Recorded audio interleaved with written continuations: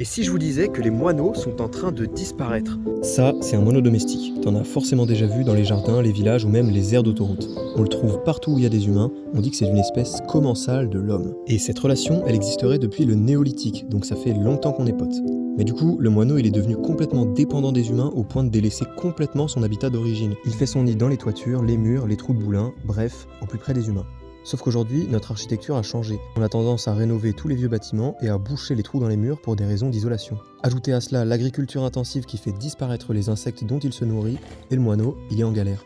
En région parisienne, on estime que ces 20 dernières années, ils auraient perdu environ 75% de leurs effectifs. En fait, on n'y pense pas souvent, mais la biodiversité ordinaire, elle est aussi super menacée.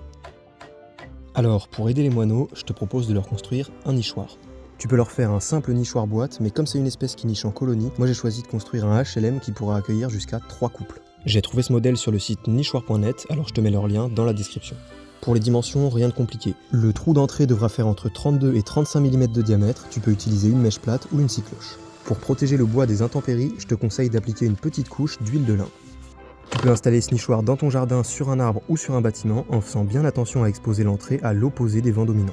Si toi aussi tu veux installer un nichoir à moineaux, tu as jusqu'à avril pour le faire car après c'est trop tard, les moineaux auront déjà choisi leur nid. N'hésitez pas à m'envoyer vos constructions et dites-moi en commentaire si vous voulez plus de vidéos sur les oiseaux de mon jardin.